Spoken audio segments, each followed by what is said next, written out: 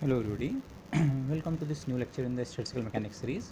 हम लोग specific heat of solids को स्टडी कर रहे थे और उसको हमने पहले classical study Dulong Petit law का ओरिजिन हमने देखा और फिर जो आइंस्टीन ने उसमें मॉडिफिकेशन किया कि जो एलिमेंट्री हार्मोनिक ऑसिलेटर्स हम कंसिडर कर रहे हैं 3n number, let's consider them quantum mechanically, और उससे हमें एक मच बेटर रिजल्ट मिला। ओके, इनफैक्ट आइंस्टीन थ्योरी की जो सक्सेस है, मैंने यहाँ पे उसे कोट कर रखा है। It correctly predicts that the specific heat या heat capacity of all solids should decrease with logarithm of temperature and become zero as T tends to zero. Experimental fact भी यही बताते हैं कि हाई टेम्परेचर पे तो ड्यूलॉन्ग पेटिट वैल्यू 3R, और high temperature का भी मतलब अलग अलग सब्सटेंस के लिए अलग अलग हो सकता है। किस टेम्परेचर के बाद वो ड्यूलॉन्ग पेटिट वैल्यू को अचीव करेगा, 3R की वैल्यू को अचीव करेगा और उसके बाद उसी वैल्यू पे स्टे करेगा, वो अलग अलग सॉलिड्स के लिए अलग हो सकता है। But say let's say that as high temperature, but जब टेम्परेचर हम कम करते हैं तो इवेंचुअली स्पेसिफिक हीट डिक्रीज होने लगती है and at temperature T tend to zero it must go to zero. और आइंस्टीन का जो हमें एक्सप्रेशन ऑप्टेन होता है आइंस्टीन थ्योरी से स्पेसिफिक हीट का, वो भी इन कंडीशंस को फुलफिल करता है। यहाँ पे थोड़ी सी एक्सपेरिमेंटल एंड की बात करेंगे। लगभग आइंस्टीन जिस दौरान ये थ्योरी कंस्ट्रक्ट कर रहे थे 1967 के आसपास, उसी के जस्ट अबाउट नर्स जो थे वो एक्सपेरिमेंटली बहुत सारे मटेरियल्स के लिए वो CV का मेजरमेंट कर रहे थे, various solid substances at low temperatures. उनका एम एक्चुअली जो था, वो जो उनका थ्योरेटिकल रिजल्ट था, जिसे आप थर्ड लॉ ऑफ थर्मोडायनामिक्स या नर्स्ड हीट थ्योरम कहते हैं, ओके, जिसके हिसाब से दी entropy of a perfectly crystalline substance goes to zero as the temperature decreases and it becomes zero at absolute zero for a perfect crystal। Okay, कुछ इस तरह का जो हम स्टेटमेंट कहते हैं। तो लो टेम्परेचर्स पे मेजरमेंट वो बेसिकली इस पर्पज़ के लिए कर रहे थे, लेकिन उन्हीं एक्सपेरिमेंटल मेजरमेंट्स ने इन चीज़ों को कंफर्म किया कि हाँ T टेंड टू जीरो पे रियली जो स्पेसिफिक हीट है that also goes to zero. But again the important point, Einstein theory में अभी कुछ मिसिंग है। एक एक्सपेरिमेंटल फैक्ट को एक्सप्लेन नहीं कर पाती है, the manner of approaching zero. जिस तरह से एक्सपोनेंशियल जो स्पेसिफिक हीट है T टेंडिंग टू ज़ीरो पे किस तरह से वो जीरो वैल्यू को अप्रोच कर रही है, वो आइंस्टीन थ्योरी प्रेडिक्ट करती है कि ये जो अप्रोच है ये एक्सपोनेंशियल होनी चाहिए। इनफैक्ट मैंने यहाँ पे उसे एग्जैक्ट इस फॉर्म में लिखा है, CV ओवर 3R का फैक्टर मैं यहाँ ले आया, x very very greater than 1। x आप ध्यान रखिए हमारा है H cross omega over KBT, okay, quanta का साइज़ ओवर थर्मल एनर्जी का साइज़। तो T जब बहुत स्मॉल है तो जो x पैरामीटर है वो वेरी वेरी लार्ज देन 1, तो उस समय CV अपॉन 3R जो है that goes something like theta E over T whole square e to the power minus theta E over T. Theta is the Einstein temperature for that solid. तो exponential से हमारा ये मतलब है, okay. लेकिन जो एक्चुअल एक्सपेरिमेंटल ऑब्जर्वेशंस हैं उसी टाइम के, या अब तो और फाइन ऑब्जर्वेशंस हमारे पास हैं, वो ये इंडिकेट करते हैं कि सॉलिड्स के लिए जो अप्रोच टू जीरो है, CV becomes zero as T equal to zero, that is okay, but the approach to zero is more like T cube, it's not exponential, इतना फास्ट नहीं है, that is only proportional to the third power of the temperature। तो ये जो है ये चीज़ अभी Einstein theory से मिसिंग है। तो अब हमें आइंस्टीन थ्योरी को इम्प्रूव करना है, ओके। तो आइंस्टीन थ्योरी का जो इम्प्रूवमेंट दिया वो दिया था डिवाई ने, ओके। डिवाई थ्योरी के भी फिर कई इटीरेशंस हो सकते हैं, आप उसको सक्सेसफुली इम्प्रूव कर सकते हैं, ओके। मैं उसमें से कुछ करूँगा, पूरा तो नहीं करूँगा, बट बेसिक आइडिया हमारा सेम रहेगा सब में। तो अब हम बात करेंगे Dibai theory of specific heat की, ओके। डिवाई ने अपनी थ्योरी लगभग 1912 के आसपास दी थी, ओके। अगेन आइंस्टीन थ्योरी में 3n 1d बाकी नॉन इंटरेक्टिंग और बहुत सारे करेक्टरिस्टिक हमने उनके बोले, बट 3n नॉट बल्कि 1 मोल सब्सटेंस था, तो 3n not number of 1 dimensional harmonic oscillators हैं, ओके। और ये सब के सब एक दूसरे से इंडिपेंडेंट हैं, लेकिन सब के सब सेम फ्रीक्वेंसी ओमेगा ई से ऑसिलेट कर रहे हैं। एक के ऑसिलेशन से दूसरे के ऑसिलेशन पे कोई फ़र्क नहीं पड़ता है, ओके। आप ये ना सोचिए सारे के सारे ओमेगा ई फ्रीक्वेंसी पे हैं तो रिलेटेड हैं, रिलेशन ऐसा नहीं है, सब इंडिपेंडेंटली ओमेगा ई फ्रीक्वेंसी पे ऑसिलेट कर रहे हैं, ओके। आइंस्टीन कैरेक्टरिस्टिक फ्रीक्वेंसी जो उस मटेरियल की है, और ये जो हमने फ्रीक्वेंसी डिस्ट्रीब्यूशन का वो भी दिखाया था, कितने ऑसिलेटर्स किस फ्रीक्वेंसी के हैं, तो और किसी फ्रीक्वेंसी के ऑसिलेटर्स नहीं है, केवल एक पर्टिकुलर फ्रीक्वेंसी ओमेगा ई के ऑसिलेटर्स हैं। कितने? कुल 3n, okay. 3n not in fact 3n not number of oscillators सारे के सारे इसके। डिवाई ने इस पर कैसे इंप्रूवमेंट किया, डिवाई थ्योरी क्या है, बेसिक आइडिया उसका है, बाकी अभी मैं यहाँ पे डिस्कस करूँगा, ओके। इस पेज में बेसिकली डिवाई का आइडिया, उसका फिजिक्स क्या है, बट बेसिकली वो ये है, Debye improved upon this crude approximation by allowing a continuous spectrum of frequencies. जहाँ आइंस्टीन ने केवल सारे ऑसिलेटर्स के लिए एक ही फ्रीक्वेंसी कंसिडर की थी, डिवाई ने एक्चुअली फ्रीक्वेंसी की पूरी एक रेंज ली है। अब ये एक्चुअली डायरेक्टली उन हार्मोनिक ऑसिलेटर्स की फ्रीक्वेंसी नहीं है जो आइंस्टीन ने लिए थे, बट हैं हार्मोनिक ऑसिलेटर्स ही। लेट मी अगेन रिपीट, वो जो एक एक एटम जो हार्मोनिक ऑसिलेटर की तरह बिहेव कर रहा था और सबकी फ्रीक्वेंसी ओमेगा ई थी। यहाँ फ्रीक्वेंसी की एक रेंज आएगी। अगेन यहाँ भी हम हार्मोनिक ऑसिलेटर्स की बात करेंगे, पर यहाँ इंडिविजुअल एटम हार्मोनिक ऑसिलेटर नहीं है, यहाँ जिसे हम कहेंगे collective motion. Okay, but basic idea ये है। अब फ्रीक्वेंसी में जो डिस्ट्रीब्यूशन है वो ऐसा है, इस फ्रीक्वेंसी के हार्मोनिक ऑसिलेटर भी हैं और इस फ्रीक्वेंसी के भी हैं और इस फ्रीक्वेंसी के भी हैं और इस फ्रीक्वेंसी के भी हैं और इस फ्रीक्वेंसी। लेकिन ये पैटर्न हमारा इन्फिनिटी तक नहीं चलता है कि हाँ आपके पास 0 से लेकर इन्फाइनाइट फ्रीक्वेंसी तक का हर फ्रीक्वेंसी का हार्मोनिक ऑसिलेटर मौजूद है। नहीं, ऐसा नहीं है। एक कट ऑफ फ्रीक्वेंसी होगी जिसको हम ओमेगा मैक्सिमम या बाद में हम इसे डिबाई फ्रीक्वेंसी कहेंगे। उस फ्रीक्वेंसी से ऊपर के ऑसिलेटर्स हमारे सिस्टम में नहीं है। तो अभी आप इस फिगर और इस फिगर को कंपेयर कीजिए। सिंपली ऑसिलेटर्स सोचिए, ये ऑसिलेटर और ये ऑसिलेटर अलग अलग टाइप के हैं, बट सारे ऑसिलेटर्स एक ही फ्रीक्वेंसी के हैं, ओमेगा ही। ऑसिलेटर्स 0 से लेकर ओमेगा मैक्सिमम फ्रीक्वेंसी तक के ऑसिलेटर्स हमारे पास मौजूद हैं और सबका जो नंबर है वो अलग अलग है। ओके, जो इनका ओमेगा मैक्सिमम वालों का नंबर बहुत ज़्यादा है, इन वालों का नंबर कम है, इनका कम है, इनका कम है, और इसके आगे वाले जो हैं उनका तो नंबर 0 है। ओके, तो डिबाई ने एक कंटिन्यूस स्पेक्ट्रम ऑफ फ्रीक्वेंसीज लिया from 0 to a maximum value, जिसे हम ओमेगा मैक्स या ओमेगा डी लिखेंगे। केवल यहाँ से यहाँ तक फ्रीक्वेंसी वाले ही ऑसिलेटर मौजूद हैं। ओके, लेकिन स्टिल जिसे हम बाद में अभी नॉर्मल मोड्स हम कहेंगे। ओके, नॉर्मल मोड्स का नोशन आपको वैसे होगा, अब वेव्स एंड ऑसिलेशंस जो आपने पिछली क्लासेस में पढ़ा है, but still total number of normal modes जो हमारे सॉलिड क्रिस्टल के होंगे, सॉलिड मटेरियल के होंगे, वो अभी भी 3n होंगे। ओके, यहाँ 3n not number of oscillators थे, यहाँ हमारे नॉर्मल मोड्स ऑफ वाइब्रेशन का नंबर होगा 3n naught. Okay, now let's try to improve that. लेकिन बेसिक डिफरेंस ये है, इनफैक्ट आइंस्टीन खुद ये जो क्रूड अप्रॉक्सीमेशन था इससे बहुत ज़्यादा खुश नहीं थे, पर आइंस्टीन ने बाद में इसमें बहुत ज़्यादा वर्क नहीं किया। उन्होंने 1967 के आसपास स्पेसिफिक हीट पे कुछ पब्लिकेशन किया था, वो इसके अराउंड था। बाद में डिबाई ने इसको 5-6 साल बाद ये वाला इंप्रूवमेंट इसमें ऑफर किया कि let's consider range of frequencies. In fact ये आइडिया अगर आप देखें, ये रेंज ऑफ फ्रीक्वेंसीज का आइडिया कहाँ से आया, ये पहले से मौजूद था फिजिक्स में। जब रेले जीन्स लॉ या प्लैंक लॉ का हम डेरिवेशन करते हैं, उसकी मैं भी बात करूंगा, तो आप डेंसिटी ऑफ मोड्स का एक्सप्रेशन यूज़ करते हैं 4π² d/c³। वो क्या है, वो यही चीज़ तो है, किस फ्रीक्वेंसी के कितने ऑसिलेटर्स मौजूद हैं, तो ये भी एक्चुअली वही चीज़ है। So we will come to this in a moment. Okay, अब आइंस्टीन थ्योरी में अगेन हर एंटिटी जो है वो सॉलिड जिनसे मिलकर बनाए से एटम्स हैं लैटिस साइड पे, तो हर एटम जो है सॉलिड का वो बाकी सारे एटम्स और अपने नेबर्स से भी इंडिपेंडेंट मोशन कर रहा है, वो हार्मोनिक मोशन कर रहा है। लेकिन एक एटम का मोशन बाकी सॉलिड्स में जो एटम है, बहुत दूर वाला तो छोड़िए, उसका जो नेबरिंग एटम है उसके मोशन से भी उस पर कोई फर्क नहीं पड़ता है। सारे के सारे हार्मोनिक ऑसिलेटर्स एक दूसरे से इंडिपेंडेंट हैं, सबकी सेम फ्रीक्वेंसी है ओमेगा ई। ये आइंस्टीन उसमें आइडिया था। लेकिन डिबाई का नोशन बेसिकली जो है वो ये कहता है, डिबाई ने collective modes of vibration of the solid use किया। कलेक्टिव मोड्स का मतलब क्या है, इसको आप समझने की कोशिश कीजिए। माना मैं एक 1 डायमेंशनल मॉडल लेता हूँ स्प्रिंग्स का। ओके, पहले तक ये स्प्रिंग्स को आप अलग अलग सोच रहे हैं, डिस्कनेक्टेड हैं। ओके, डिस्कनेक्टेड होने का मतलब हर कोई का वाइब्रेशन अलग है, एक दूसरे से इंडिपेंडेंट। लेकिन सॉलिड में एक्चुअली जो लैटिस साइड पे आयंस हैं, हम अगर आप इस तरह की स्प्रिंग वाली हम पिक्चर बनाते भी हैं तो ये एक दूसरे से कनेक्टेड एक चेन बनती है। तो अगर आप एक स्प्रिंग्स की एक इस तरह की चेन कंसिडर करें, मास फिर स्प्रिंग फिर मास फिर स्प्रिंग फिर मास, तो अगर आप एक मास को थोड़ा अगर अपनी जगह से डिस्टर्ब करते हैं, उसको मोशन देते हैं, तो वो मोशन एक्चुअली इस पूरी स्प्रिंग चेन को अफेक्ट करता है। इसका मोशन इस पूरी चेन में आप ऐसे कह सकते हैं एक वेव इस्टेब्लिश करेगा। अब आप एक एटम के मोशन को आइसोलेट नहीं कर सकते हैं, अब मोशन जो आपको कंसिडर करना पड़ेगा सारे एटम्स का एक साथ। ओके, इन प्रिंसिपल हो सकता है सारे एटम्स ना हो, लेकिन एटलीस्ट कोई एटम अगर मोशन कर रहा है तो उसके नेबरिंग वाले जो एटम्स हैं या एंटिटीज़ हैं वो भी अफेक्टेड हो रही होगी। तो यहाँ हमें कलेक्टिव मोशन की बात करनी है, उन्हें हम कलेक्टिव मोड्स कह रहे हैं। ओके, यहाँ इंडिविजुअल एक 3n oscillators individual of each other. Okay, लेकिन यहाँ जो है, यहाँ हमें कलेक्टिव मोड्स की बात करनी पड़ेगी।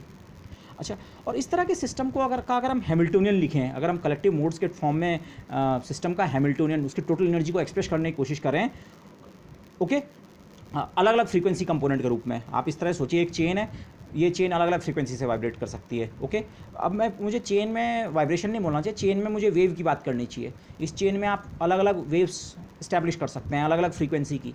तो अगर हम उस सॉलिड को अब इस तरह से इमेजिन करें कि उसमें स्टैंडिंग वेव्स इस्टेब्लिश्ड हैं, तो उस सॉलिड की किसी टाइम जो टोटल उसके जिसे हम पहले वाइब्रेशन कह रहे थे, उसके करस्पॉन्डिंग अब टोटल वेव्स के स्टैंडिंग वेव्स के कारण उसकी जो टोटल एनर्जी है, अगर हम उसे मैथमेटिकली एक्सप्रेस करें तो अगेन उसमें हार्मोनिक ऑसिलेटर टाइप के टर्म्स आते हैं। मतलब मैथमेटिकली बात हम अभी भी हार्मोनिक ऑसिलेटर्स की करेंगे, पर नोशन क्या चेंज होगा, अब एक एक एटम, एक एक इंडिविजुअल हार्मोनिक ऑसिलेटर नहीं है, वो जो हार्मोनिक ऑसिलेटर एक एक बन रहा है, यहाँ भी बहुत सारे हार्मोनिक ऑसिलेटर बनेंगे, लो फ्रीक्वेंसी का भी, हाई फ्रीक्वेंसी का भी, उससे हाई फ्रीक्वेंसी का भी, और एक maximum cut off frequency omega D तक के हार्मोनिक ऑसिलेटर। लेकिन ये हार्मोनिक ऑसिलेटर आपको ऐसा नहीं सोचना है ये एक एंटिटी के करस्पॉन्डिंग है। वो जो कोई भी हार्मोनिक ऑसिलेटर है वो पूरे सॉलिड से एसोसिएटेड है। वो पूरे सॉलिड में जो एक स्टैंडिंग वेव बन रही है, या जिसे हम कहते हैं एक नॉर्मल मोड, एक ऑसिलेटर का मतलब इस समय एक नॉर्मल मोड, दूसरे ऑसिलेटर का मतलब दूसरा नॉर्मल मोड। तो यहाँ जिन ऑसिलेटर्स की हम बात कर रहे हैं वो बेसिकली सिस्टम के नॉर्मल मोड्स हैं।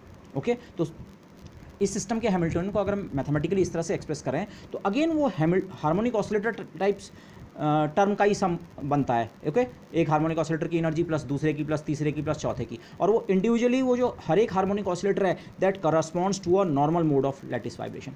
नॉर्मल मोड आपको पता होगा अपने पिछले उससे जब सिस्टम में मास का डिस्ट्रीब्यूशन होता है, मल्टीपल से डिस्क्रीट मास पॉइंट्स आपके पास सिस्टम में है, तो सिस्टम के जब अलग अलग सेगमेंट्स सेम फ्रीक्वेंसी से ऑसिलेट करते हैं तब हम उसे नॉर्मल मोड कहते हैं। ओके, तो नॉर्मल मोड का सेंस आप ये समझिए सिस्टम के सारे कंपोनेंट्स एक ही फ्रीक्वेंसी से ऑसिलेट कर रहे हैं। Okay, something like that. तो अब हमें जो एनालिसिस करना है इंडिविजुअल हार्मोनिक ऑसिलेटर्स तो भूल जाइए, हार्मोनिक ऑसिलेटर तो हैं, हार्मोनिक मोशन तो अभी भी है, पर वो हार्मोनिक मोशन किस चीज़ का हार्मोनिक मोशन है, वो नॉर्मल मोड्स का। नॉर्मल मोड की मैथमेटिक्स हार्मोनिक ऑसिलेटर जैसी है, मुझे ऐसा कहना चाहिए। सिस्टम को अब हमें उसके नॉर्मल मोड्स के टर्म में ट्रीट करना पड़ेगा। ओके, और नॉर्मल मोड्स का मतलब अगर आप सोचें जिसे हम स्टैंडिंग वेव कहते हैं, 3 डायमेंशन में जो स्टैंडिंग वेव होती है, तो वो तो लेकिन मैथमेटिकली वो that corresponds to a harmonic oscillator. Okay, in fact यहाँ साइड में मैंने एक छोटा सी नोट लिखा है, अगर हम एटम्स को से क्वांटम मैकेनिकली अगर आप उनको डी ब्रॉगली का आइडिया से उनको वेव नेचर असाइन करें, ओके, तो वेव नेचर से अगर आप मोशन ऑफ एटम्स का एनालिसिस करें तो ये ऑलमोस्ट इक्विवेलेंट दिखता है आपको मैथमेटिकल कंस्ट्रक्शन में, जैसे रेडिएशन इन अ कैविटी का जो बिहेवियर होता है। रेडिएशन इन कैविटी से मेरा मतलब है black body radiation. Black body radiation को जब हम स्टडी करते हैं किसी उसमें प्लैंक्स लॉ का डेरिवेशन करते हैं तो वहाँ हम स्टैंडिंग वेव्स की बात करते हैं। तो वही आइडिया नोशन यहाँ पे भी है। इस पिक्चर को आप इस तरह सोचिए, ये मेरे सॉलिड की बाउंड्री है, तो ये जो चेन ऑफ हार्मोनिक ऑसिलेटर्स है, अब इसमें वेव मोशन जनरेट होगा।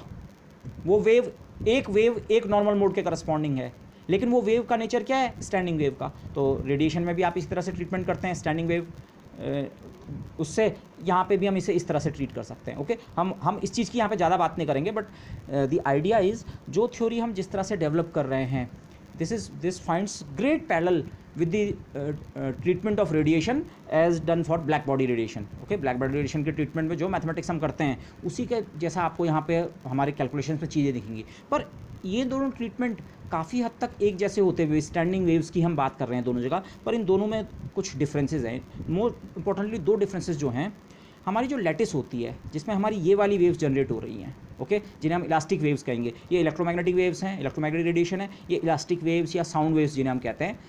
सॉलिड में हम साउंड वेव्स या इलास्टिक वेव्स की बात कर रहे हैं।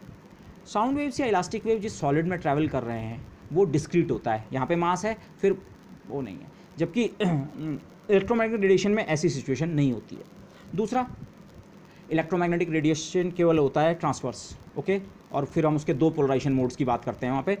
सॉलिड्स में जो वेव्स होती हैं, सॉलिड में आपकी लॉन्गिट्यूडनल वेव भी हो सकती है और ट्रांसवर्स वेव भी हो सकती है, जिन्हें हम कंप्रेशनल और शेयर वेव्स भी कहते हैं। Okay, that we will come to later, but ये कुछ डिफरेंसेस हैं। तो ट्रीटमेंट जो हमने करना है, डिवाई का ट्रीटमेंट बेसिकली क्या है, आप जैसे ब्लैक बॉडी रेडिएशन के लिए प्लैंक ने वो किया था, ऑसिलेटर के आइडिया को इनकॉर्पोरेट किया था, ओके, उसी ढंग से हम आइडिया को इनकॉर्पोरेट करेंगे, पर हमें इन चीज़ों का ध्यान रखना पड़ेगा। ओके, इनफैक्ट इन दोनों चीज़ों का बहुत इंपॉर्टेंट रोल होगा।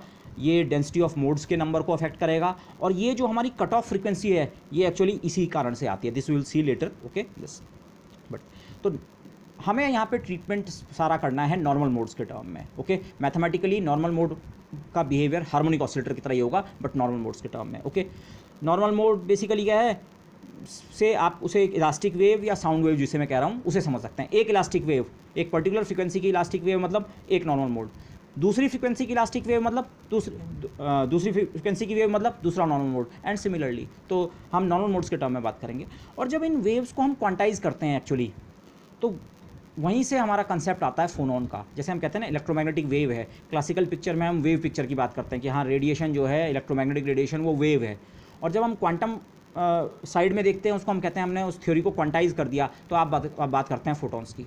तो ऐसे ही इलास्टिक वेव सॉलिड्स में जो ये इंटरनल मोशन के कारण जो एनर्जी कैरी कर रहा है, उसका ट्रीटमेंट आप क्लासिकल लेवल पे उसको इलास्टिक वेव या साउंड वेव्स के टर्म में करेंगे, पर उसी की जब हम क्वांटम थ्योरी फॉर्मुलेट करते हैं तो वहाँ जो पार्टिकल इमर्ज होता है उसी को हम कहते हैं फोनॉन। तो बेसिकली ये जो मैं यहाँ पे इक्वालिटी बोल रहा था ना, फोनॉन और photon mathematically equivalent description harmonic oscillator system के एक्साइटेशंस हैं, पर ये दो इंपॉर्टेंट डिफरेंस फोनॉन्स और फोटॉन्स के केस में हमारे लिए आते हैं। ओके दिस, और इसीलिए कई बार हम सॉलिड को ऐसे भी पिक्चर करते हैं, हम इस तरीके से हम फोनॉन्स के नज़रिए से बात नहीं करेंगे, पर किसी बुक में आप पढ़ रहे हैं तो आपको ये टर्मिनोलॉजी डेफिनेटली मिल सकती है, तो आप उन चीज़ों को रिलेट कर सकें, इसलिए मैं बता रहा हूँ। सॉलिड्स को कई बार हम इसलिए ऐसे भी कंसिडर करते हैं, जैसे कैविटी रेडिएशन को हम ऐसे भी बोलते हैं फोटोन गैस, किसी कैविटी के अंदर फोटॉन्स की एक गैस भरी हुई है। ऐसे ही सॉलिड में अब आप वेव्स और इंडिविजुअल हार्मोनिक ऑसिलेटर और इसके बजाय आप क्वांटम लेवल पे इस तरह से भी बात कर सकते हैं, you can consider it a gas of non interacting phonons. Okay, तो ये वोकैबुलरी भी यूज़ की जाती है फिजिक्स में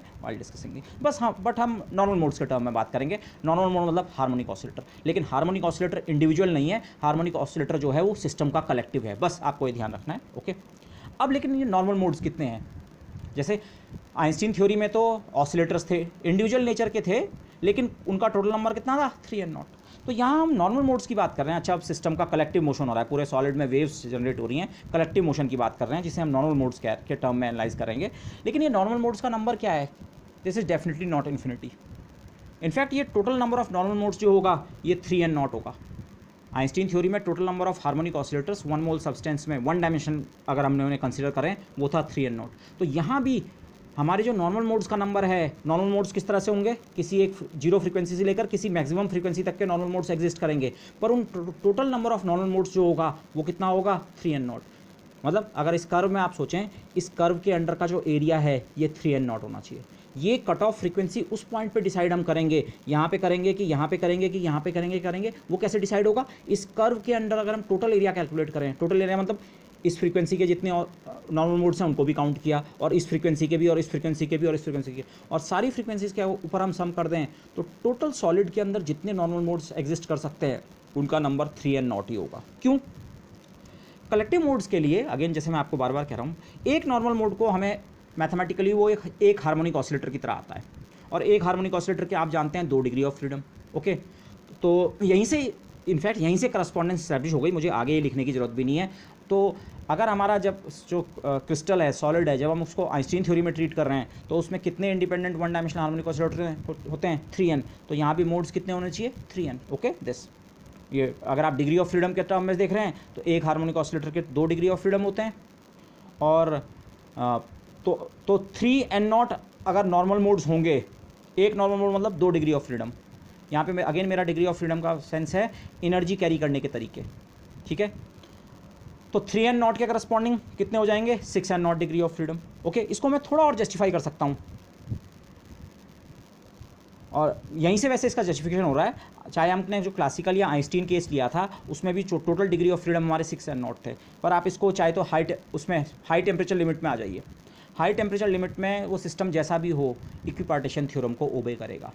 आपके जो भी सिस्टम के क्वांटा हैं, अगर आप सफिशेंटली हाई टेम्परेचर पे वर्क कर रहे हैं तो कभी ना कभी किसी टेम्परेचर पे आपका इक्विपार्टीशन थ्योरम उसके बाद एप्लीकेबल होनी शुरू हो जाएगी। ओके, तो अगर हम सफिशेंटली हाई टेम्परेचर पे हैं, हाई टेम्परेचर लिमिट में हैं, तो जिस सिस्टम के इतने डिग्री ऑफ फ्रीडम होते हैं, इक्विपार्टीशन थ्योरम से उस सिस्टम की टोटल एनर्जी कितनी होगी?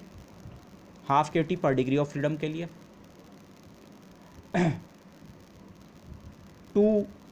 एक हार्मोनिक ऑसिलेटर या एक normal mode 2 degree of freedom लेके आता है। तो मैं यहाँ कितना नंबर रखूँ? आपको पता है, क्लासिकल लिमिट पता है आपको, क्लासिकली इस u की वैल्यू 3n0 kBt के बराबर होनी चाहिए। ये हमें कैसे पता? क्योंकि u को जब t के रेस्पेक्ट में डिफ्रेंशिएट करते हैं तो हमें 3r मिलना चाहिए, डुलोंग पेटिट वैल्यू मिलनी चाहिए। ये नंबर 3r टाइम्स t होना ही चाहिए। तो ये 3r टाइम्स t कैसे बनेगा? जब यहाँ कितना भरूँगा मैं? 3n। मैंने इस प्लेस को डेलिबरेटली एम्प्टी छोड़ा था। हाई टेम्परेचर लिमिट में आके जब आप अगर एनालिसिस करने लगे हैं, इतने नॉर्मल मोड्स अगर होंगे और हर नॉर्मल मोड के करस्पॉन्डिंग 2 डिग्री ऑफ फ्रीडम और क्लासिकल इक्विपार्टीशन से हर के करस्पॉन्डिंग ½ kBt एनर्जी, तो हाई टेम्परेचर पे जो टोटल एनर्जी कंटेंट है, उसका टोटल इंटरनल एनर्जी हमारे सॉलिड सब्सटेंस की, वो इतनी हो जाएगी। और इसे मैं ड्यूलिंग पैकेट वैल्यू कह रहा हूँ, ये ड्यूलोंग पैकेट वैल्यू है फॉर इंटरनल एनर्जी। इसको टी के रेस्पेक्ट में डिफ्रेंशिएट कर दें तो आपको सी की वैल्यू मिल जाएगी 3 times N0 k B which is 3 times R। Okay, तो यहाँ से जस्टिफिकेशन क्लियर हो रहा है। आपके total number of normal modes infinity नहीं होंगे, ऐसा नहीं है, ये वाला नॉर्मल मोड भी होगा और ये वाला भी और ये वाला भी और ये वाला भी, और higher and higher all possible higher frequency के वो होंगे नहीं। एक पर्टिकुलर फ्रीक्वेंसी जिसे हम कट ऑफ फ्रीक्वेंसी कह रहे हैं, उससे ऊपर के नॉर्मल मोड सॉलिड के अंदर एग्जिस्ट नहीं कर सकते हैं। तो ये डिफरेंस है। ओके, कट ऑफ फ्रीक्वेंसी हमें यहाँ पे इंट्रोड्यूस करनी पड़ेगी। ब्लैक बॉडी रेडिएशन जब हम ट्रीट करते हैं कैविटी रेडिएशन में, उसमें हम कहते हैं सारी फ्रीक्वेंसी के ऑसिलेटर्स हमारे मौजूद हैं। वो अलग बात है, वो टेम्परेचर के कारण एक्साइट हो रखे हैं या नहीं, वो सेकेंडरी इशू है, पर इन प्रिंसिपल हमारे पास सारी फ्रीक्वेंसी के ऑसिलेटर्स मौजूद हैं। लेकिन डिबाई पिक्चर में, सॉलिड्स में जब हम इसी पिक्चर का पैरेलल लेना चाह रहे हैं, फोटॉन्स के बजाय फोनॉन्स, वो अलग बात है, मैं फोनॉन के टर्म में डिस्क्रिप्शन नहीं कर रहा हूँ, बट वो लैंग्वेज जब हम यहाँ एक्सटेंड करना चाह रहे हैं तो हमारे पास यहाँ पे फ्रीक्वेंसी की रेंज 0 to इन्फिनिटी नहीं है, 0 से एक मैक्सिमम कट ऑफ फ्रीक्वेंसी जिसे हम ओमेगा मैक्स, या इस पॉइंट के बाद मैं उसे ओमेगा डी लिखूंगा जिसे हम डिबाई फ्रीक्वेंसी कहेंगे, वो उस फ्रीक्वेंसी तक के। ओके, और बाद में हम देखेंगे ये जो कट ऑफ फ्रीक्वेंसी का रीज़न है कि total number of modes infinity क्यों नहीं बने, कि 0 से लेकर इनफाइनाइट फ्रीक्वेंसी तक के सारे मोड्स पॉसिबल होते हैं। ये मोड्स का नंबर फाइनाइट होने का रीज़न जो है, ओके, क्यों ऐसा होता है कि एक, इसे आप इस तरह सोचिए, हमारा सॉलिड केवल इस फ्रीक्वेंसी तक के वाइब्रेशंस को सपोर्ट कर सकता है। कलेक्टिव मोड में वो केवल इस फ्रीक्वेंसी तक की वेव को सपोर्ट कर सकता है, इलास्टिक वेव को, इससे ऊपर की इलास्टिक वेव को सपोर्ट नहीं कर रहा है। उस सॉलिड में इससे ऊपर फ्रीक्वेंसी की इलास्टिक वेव जनरेट नहीं हो सकती है। बाद में हम इसका रीज़न देखेंगे। इसका बेसिक रीज़न ये है, लैटिस जो होती है डिस्क्रीट होती है, तो ये उससे रिलेटेड है, but this will see later on. Okay, but for the time being continue our discussion. मैंने यहाँ पे एक पिक्चर बनाई है, ये पिक्चर पे आप बहुत ज़्यादा इसे वो मत सोचिए, बट जस्ट जो डिफरेंस है आइडिया का, उसको मैं इंकॉर्पोरेट करने की यहाँ पे कोशिश की है। आइंस्टीन आइडिया ये है, solid oscillator oscillator oscillator individual, लेकिन ये मैंने इसीलिए इनको आपस में कनेक्टेड दिखाया है। इनको मैंने ऑसिलेटर्स दिखाने की कोशिश की है, ये ऑसिलेटर्स हैं। से मैंने इस फिगर में 12 ऑसिलेटर्स बनाए।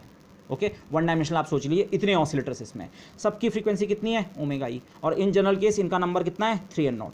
ओके, ऑसिलेटर मतलब सिंपल हार्मोनिक मोशन, एक एक ऑसिलेटर अपनी लोकेशन पे सिंपल हार्मोनिक मोशन कर रहा है। डिबाई पिक्चर में क्या चेंज हो रहा है, अब हम कलेक्टिव मोड की बात कर रहे हैं। ये जो मैंने एक एंड से दूसरे एंड तक एक वाइब्रेशन टाइप की चीज़ दिखाने की कोशिश की है, ये एक इलास्टिक वेव है।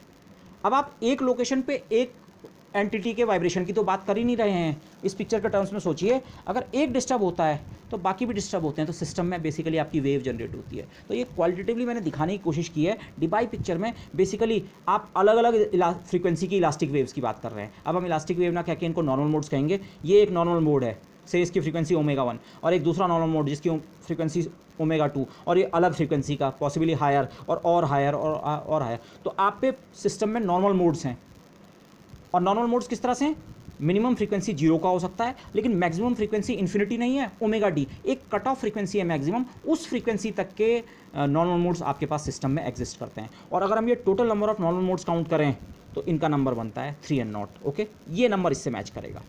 ओके, तो यहाँ पे जैसे मैं जैसे कह रहा हूँ, इंडिविजुअल जो एंटिटी है वो सिंपल हार्मोनिक मोशन परफॉर्म कर रही है, और यहाँ हम वेव पिक्चर में देख रहे हैं, मतलब पूरे कलेक्टिव मोशन को मैं वेव कह रहा हूँ। Okay, this is not a very good terminology, but समझने के लिए आज से ये आसान रहेगा। ओके, दिस अच्छा।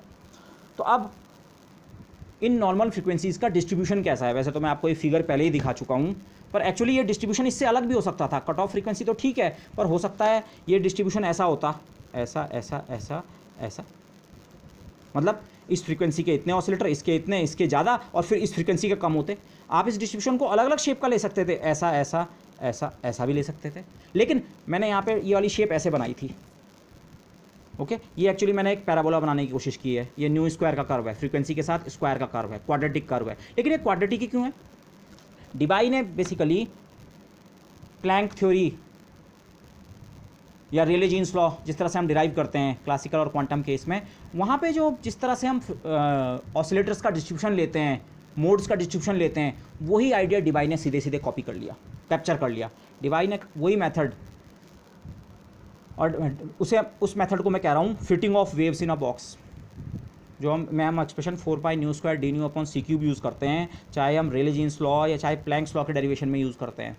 ओके, इसे आप नॉर्मली कहते हैं डेंसिटी ऑफ मोड्स है। लेकिन ये डेंसिटी ऑफ मोड्स हम कंप्यूट कैसे करते हैं? इनफैक्ट स्टैटिस्टिकल मैकेनिक्स सीरीज़ के शायद सबसे शुरू वाले लेक्चर्स में मैंने ये चीज़ की थी, फर्स्ट या सेकंड लेक्चर में कहीं पे हमने डेंसिटी ऑफ मोड्स की काउंटिंग की थी। ओके, ये एक्सप्रेशन ऑब्टेन किया था। ये हम ऑब्टेन कैसे करते हैं? आप स्टैंडिंग वेव्स, 3 डायमेंशनल बॉक्स में स्टैंडिंग वेव्स का नंबर काउंट करते हैं। किसी पर्टिकुलर फ्रीक्वेंसी विंडो में न्यू से लेकर न्यू प्लस डी न्यू तक के बीच में कितनी स्टैंडिंग वेव्स जनरेट हो सकती हैं 3 डायमेंशन में, वही नंबर तो काउंट करते हैं। तो डिबाई ने भी वही कहा, यहाँ पे हमारे सॉलिड में इलास्टिक वेव्स हैं, लेकिन वो इलास्टिक वेव्स भी क्या हैं? आपको एक बॉक्स के अंदर, 3 डायमेंशनल बॉक्स के अंदर स्टैंडिंग वेव्स फिट करनी है। तो सीधे सीधे जिसे हम कहते हैं रेले एक्सप्रेशन, इस एक्सप्रेशन को हम रेले एक्सप्रेशन कहते हैं। रेले ने इसे इनिशियली वो किया था, ऑब्टेन किया था। तो जो रेले एक्सप्रेशन हमारा है डेंसिटी ऑफ मोड्स के लिए कि कितनी फ्रीक्वेंसी के कितने मोड्स अवेलेबल हैं, जो कि ये नंबर होता है, यही नंबर हम यहाँ पे यूज़ करेंगे। तो आप देख सकते हैं इसमें 4 पाई कॉन्स्टेंट है, सी क्यूब, सी लाइट के केस में लाइट की वेलोसिटी होती है, इलास्टिक वेव के केस में ये उस इलास्टिक वेव की वेलोसिटी हो जाएगी, पर ये नंबर्स कांस्टेंट हैं। तो ये जो डेंसिटी ऑफ मोड्स का एक्सप्रेशन है, किसी फ्रीक्वेंसी पे कितने मोड्स अवेलेबल हैं, वो न्यू स्क्वायर फ्रीक्वेंसी के प्रोपोर्शनल है। ये न्यू स्क्वायर तो है, न्यू और ओमेगा एक ही चीज़ हुई, दोनों में केवल 2 पाई के फैक्टर का अंतर है, बाकी दोनों सेम है। तो न्यू या ओमेगा स्क्वायर का ग्राफ मैंने ये बनाने की कोशिश की थी, ये पैराबोलिक कर्व। ओके, लेकिन ये पैराबोलिक कर्व इन्फिनिटी तक नहीं जा रहा है, किसी एक फ्रीक्वेंसी के बाद क्या हो गया है? कट ऑफ हो गया है। ओके, तो डिबाई ने सीधे सीधे जो जिन्हें मैं नॉर्मल फ्रीक्वेंसीज़ कह रहा हूँ, नॉर्मल मोड्स की जो फ्रीक्वेंसीज़ हैं, वो नॉर्मल फ्रीक्वेंसीज़ डिस्ट्रीब्यूटेड किस तरह से हैं? हमारे पास कुल नंबर ऑफ नॉर्मल मोड्स तो 3 एंड नॉट हैं, पर ओमेगा 1 फ्रीक्वेंसी वाले कितने, और ओमेगा 2 वाले कितने, और ओमेगा 3 वाले कितने, ओमेगा 4 वाले। तो सीधे जो हमारा रिले एक्सप्रेशन है, जिसे हम फॉर डेंसिटी ऑफ मोड्स, सीधे हम उसे यूज़ करेंगे। ओके, यहाँ पे मैं इस पॉइंट को थोड़ा वो कर दूँ, ये 4 pi nu square D nu upon C cube, जो से हम इलेक्ट्रोमैग्नेटिक रेडिएशन में यूज़ करते हैं, चाहे क्लासिकल रेले जीन्स लॉ डिराइव करने के लिए, चाहे क्वांटम प्लैंक लॉ डिराइव करने के लिए। वहाँ पे सी जो होता है वेलोसिटी ऑफ इलेक्ट्रोमैग्नेटिक रेडिएशन होता है। ओके, तो अपने केस में हम इसे यूज़ कर रहे हैं, तो करस्पॉन्डिंगली हमारे लिए इलास्टिक वेव की वेलोसिटी आ जाएगी। ओके, दूसरा प्लैंक लॉ के डेरिवेशन या रेले जीन्स के लॉ के डेरिवेशन में अगेन इस फैक्टर को हम 2 से मल्टीप्लाई करते हैं। ये स्टैंडिंग वेव्स का नंबर ऑफ मोड्स होता है, लेकिन लाइट जो होती है, इलेक्ट्रोमैग्नेटिक रेडिएशन होता है ट्रांसवर्स वेव, और ट्रांसवर्स वेव के होते हैं 2 पोलराइजेशन स्टेट्स। तो उन दोनों पोलराइजेशन स्टेट्स को हम इंडिपेंडेंट इनकॉर्पोरेट करने के लिए इस डेंसिटी ऑफ मोड्स को 2 से मल्टीप्लाई करते हैं। ओके, दिस तो factor of 2 is introduced by hand for the polarization states of the transverse EM wave. तो इस तरह से इलेक्ट्रोमैग्नेटिक रेडिएशन का के लिए जो हम स्पेक्ट्रल एमिसिव पावर निकालते हैं, कुछ इसी तरीके से तो निकालते हैं। मैंने यहाँ पे इक्वल टू नहीं लिखा है, लेकिन बेसिकली ये डेंसिटी ऑफ मोड्स, इसको ट्वाइस किया पोलराइजेशन के 2 स्टेट्स के लिए, और एक एक मोड की, एक एक ऑसिलेटर की एवरेज एनर्जी से इसे मल्टीप्लाई कर देते हैं। ओके, मैंने इसे ओमेगा के टर्म में नहीं लिखा है, न्यू के टर्म में ही, H nu over this. Okay, oscillator की average energy, density of modes multiplied by twice for number of polarisation states. यहाँ पे इक्वालिटी का वो क्यों नहीं आया? ये जो एक्सप्रेशन है, ओके, इससे अगर आप स्पेक्ट्रल एमिसिव पावर निकालना चाह रहे हैं, तो आपको यहाँ पे ज्योमेट्रिकल कुछ और फैक्टर C/4 या उस तरह का फैक्टर भी लेना पड़ता है, बट बेसिक कैलकुलेशन यही है। तो हम इसी तरह की कैलकुलेशन यहाँ रिपीट करने वाले हैं। ओके, डिबाई ने वही आइडिया लिया कि डिस्ट्रीब्यूशन जो है, जो सॉलिड में जो इलास्टिक वेव्स हैं, बेसिकली सॉलिड में जो इलास्टिक वेव्स हैं वो भी स्टैंडिंग वेव्स हैं।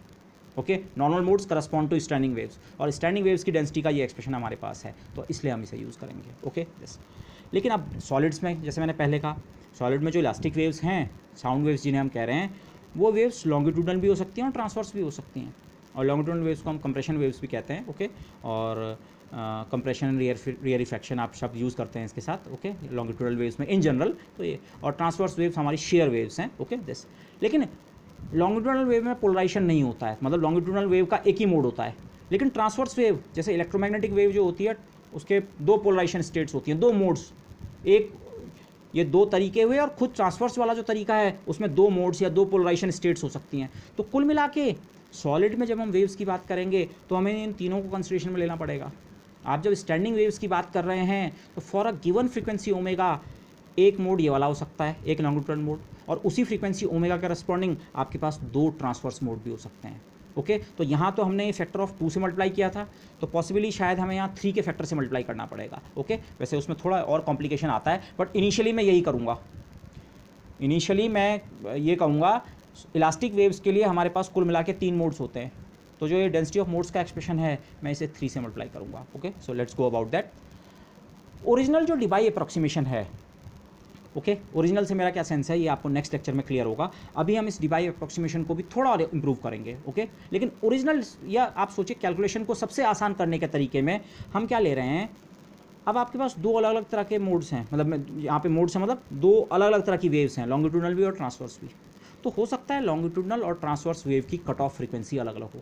आप इसको एक्सपेरिमेंटल लिहाज से सोचें, आपके पास कोई सॉलिड है, सिर्फ मैंने सिंप्लिसिटी के लिए क्यूब शेप का ले लिया, but what ever be the shape, आप लैब में इसमें ट्रांसवर्स वेव जनरेट कीजिए।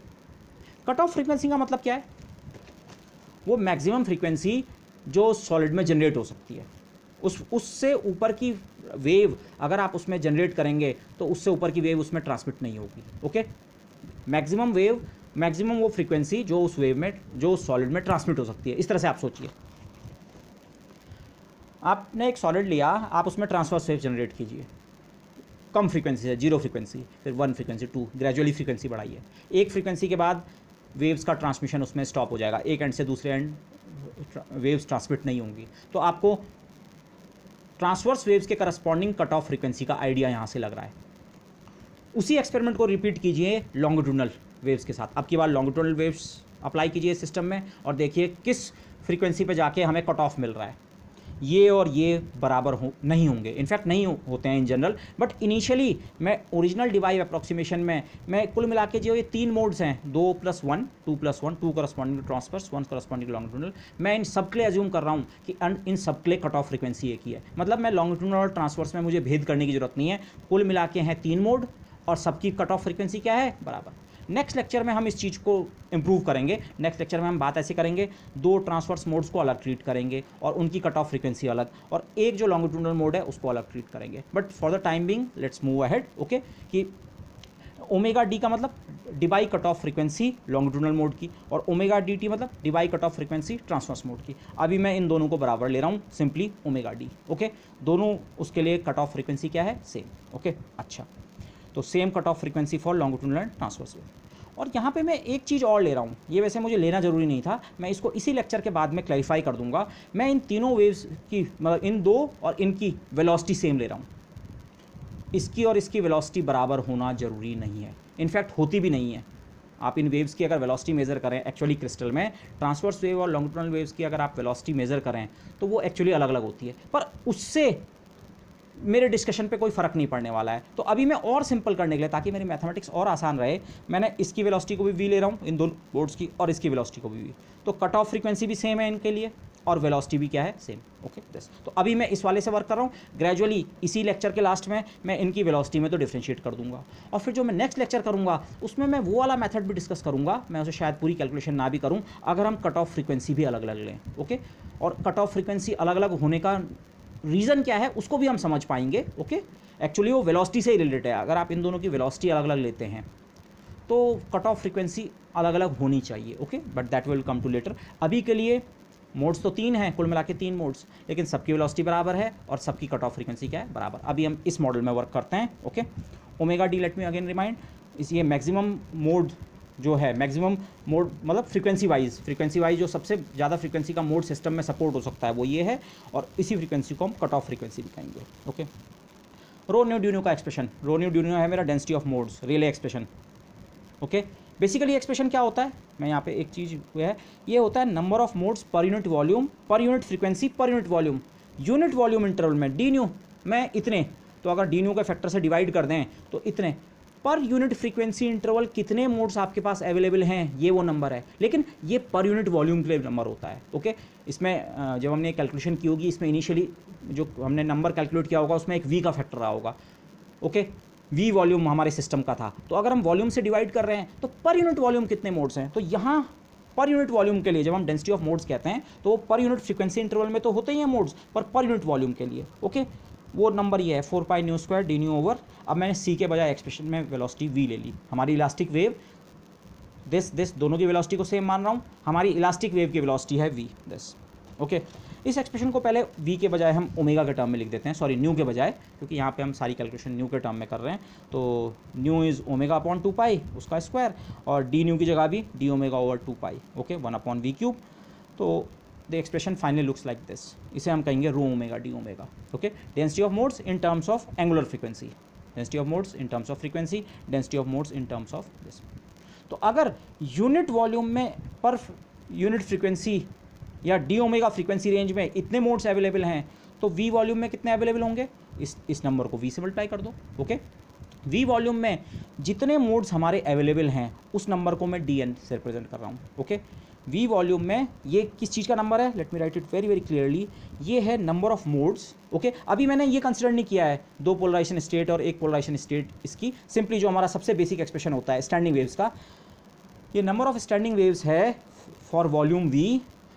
लेकिन ये कौन सी वाली वेव्स हैं या कौन से वाले नॉर्मल मोड्स हैं जिनके फ्रीक्वेंसी ओमेगा से लेकर ओमेगा प्लस डी ओमेगा के बीच है.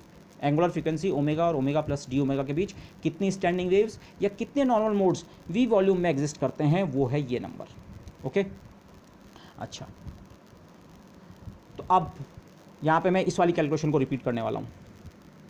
सॉलिड में एक एक जो मोड है नॉर्मल मोड, वो हार्मोनिक ऑसिलेटर की तरह बिहेव करता है. और एक हार्मोनिक ऑसिलेटर की टी टेम्परेचर पे, अगर कैनोनिकल इक्विलिब्रियम है, टी टेम्परेचर पे मेंटेन है सिस्टम, तो उसकी एवरेज एनर्जी इतनी होती है. एक मोड ओमेगा फ्रीक्वेंसी का जो है उसकी एवरेज एनर्जी इतनी है. एक अगर हार्मोनिक ऑसिलेटर के टर्म में कहूँ, एक ओमेगा फ्रीक्वेंसी के हार्मोनिक ऑसिलेटर की फ्रीक्वेंसी इतनी है. और ऐसे कितने हार्मोनिक ऑसिलेटर अवेलेबल हैं, कितने मोड्स अवेलेबल हैं ओमेगा फ्रीक्वेंसी के अराउंड? अभी मैं पूरी फ्रीक्वेंसी रेंज, हमारी फ्रीक्वेंसी रेंज 0 से इन्फिनिटी तो वैसे भी नहीं है, हमारी फ्रीक्वेंसी रेंज केवल 0 से ओमेगा डी तक है, वहीं तक के ऑसिलेटर्स हमारे पास हैं. ओके, लेकिन 0 से ओमेगा डी तक की भी अभी मैं कैलकुलेशन नहीं कर रहा हूँ. मैं ओमेगा से लेकर ओमेगा प्लस डी ओमेगा, एक छोटी सी विंडो, उस छोटी सी विंडो के अंदर इतने ऑसिलेटर्स मौजूद हैं. पूरे वॉल्यूम वी में, जो हमारे उस पूरे क्रिस्टल का मोलर वॉल्यूम है, उस वॉल्यूम वी के अंदर इतने वो मौजूद हैं ऑसिलेटर्स. ओके, लेकिन एक्चुअली मुझे इस नंबर को पहले 3 से मल्टीप्लाई करना पड़ेगा. जैसे यहाँ हम ये नंबर 2 से मल्टीप्लाई करते हैं. नॉर्मल जो हमारी स्टैंडिंग वेव्स का नंबर कंप्यूट किया इलेक्ट्रोमैग्नेटिक रेडिएशन के लिए, उसे 2 से मल्टीप्लाई किया. दो पोलराइजेशन स्टेट्स, दो इंडिपेंडेंट वेव्स हो सकती हैं एक ही फ्रीक्वेंसी के करस्पॉन्डिंग. यहाँ एक ही फ्रीक्वेंसी के करस्पॉन्डिंग 3 वेव्स, दो ट्रांसवर्स मोड वाले, दो पोलराइजेशन ट्रांसवर्स के और एक लॉन्गिट्यूडनल का. तो 3, तो this 3 comes to this. Okay, total इन्हें मैं टोटल नंबर ऑफ मोड्स कहूँगा. 3 मोड्स हैं, तो 3 मोड्स के करस्पॉन्डिंग ये एक मोड की एवरेज एनर्जी. अब मैं इसे हार्मोनिक ऑसिलेटर नहीं कर रहा हूँ, एक मोड ओमेगा वाला जो मोड है उसकी एवरेज एनर्जी इतनी, और ओमेगा वाले ओमेगा फ्रीक्वेंसी वाले मोड या ओमेगा से ओमेगा प्लस डी ओमेगा तक वाले कुल कितने मोड्स हैं? दिस, ये है डी यू. डी यू का मतलब है मैंने यहाँ पे लिखा भी है, contribution of omega to omega plus D omega. उस फ्रीक्वेंसी रेंज के जितने नॉर्मल मोड्स हैं इस फ्रीक्वेंसी रेंज के, वो कुल मिला के इंटरनल एनर्जी में इतना कंट्रीब्यूशन कर रहे हैं. Okay, this the contribution of energy of these 3 D N modes. D N को मैंने 3 से मल्टीप्लाई किया, तो उनका जो टोटल कंट्रीब्यूशन है 3 डी एन इंटू एक मोड का contribution. This, okay, let me again remind, क्योंकि इसे मैं आगे सेकंड लेक्चर में फिर हमारा ये यूज़ होगा. ओके, वैसे मैं कैलकुलेशन पूरी उस मेथड से नहीं करूँगा, मैं इजी मेथड से करूँगा, but still it is a reminder. ये जो नंबर है केवल ओमेगा से ओमेगा प्लस डी ओमेगा तक के जो नॉर्मल मोड्स हैं वो इंटरनल एनर्जी में इतना कंट्रीब्यूट कर रहे हैं. Okay, this. अब इस एक्सप्रेशन को हम अलग अलग फॉर्म में मसाज करने की बात है, that is mathematics. Basic work मेरा हो चुका है. तो अगर मैं सिस्टम की टोटल इंटरनल एनर्जी कंप्यूट करना चाहूँ तो मुझे डी यू का इंटीग्रेशन करना है. सारी पॉसिबल फ्रीक्वेंसी रेंज के ऊपर इंटीग्रेट कर दो, पर हमारी सारी possible frequency range only runs from 0 to omega D. वो अलग बात है, अभी ओमेगा डी मुझे पता नहीं है. ओमेगा डी पता होने का मतलब, अभी आप ये सोचिए, अभी हम देखेंगे ओमेगा डी हम सॉलिड की कुछ प्रॉपर्टीज़ को मेज़र करके निकाल सकते हैं. ओके, अभी आप सोचिए ओमेगा डी एक नंबर है, वो मैक्सिमम कट ऑफ फ्रीक्वेंसी है, लेकिन वो मैक्सिमम कट ऑफ फ्रीक्वेंसी मुझे यहाँ पे इंपोज करनी है कि यहाँ पे इंपोज करनी है कि यहाँ पे, ये अभी मुझे पता नहीं है. बट जहाँ पे भी वो मैक्सिमम कट ऑफ फ्रीक्वेंसी होगी, वहाँ तक अगर मैं इस डी यू का इंटीग्रेशन कर दूँ तो मुझे टोटल जो हमारा सॉलिड है 1 मोल सॉलिड, उसकी इंटरनल एनर्जी मिल जाएगी. कॉन्स्टेंट्स को मैंने बाहर ले लिया, इंटीग्रल 0 टू ओमेगा डी इस फैक्टर का. ओके, यहाँ पे एक नोशन और आया, खैर इसकी तो मैं आगे कहीं बात ही नहीं करूँगा, बट जो हमने v लिया है ये हमारा ओमेगा से इंडिपेंडेंट है. ये इंटीग्रल ओमेगा के ऊपर है, v को मैंने बाहर ले लिया है. आप डिस्पर्शन जानते हैं, डिस्पर्शन मतलब होता है वेलोसिटी जब फ्रीक्वेंसी डिपेंडेंट होती है, पर अगर वेलोसिटी फ्रीक्वेंसी डिपेंडेंट ना हो, ओके, डिस्पर्शन लेस केस जिसे आप कहते हैं, तो यहाँ पे हम हमने इन मोड्स की वेलोसिटी तो बराबर ली, लेकिन साथ साथ वो वेलोसिटी हमारी ओमेगा पे भी डिपेंड नहीं कर रही है। ओके, तो ये बाहर आ गया। अब यहाँ पे सिंपल कुछ सब्स्टिट्यूशन है, ये हमारा वही सब्स्टिट्यूशन है जो हमने पीछे भी किया था।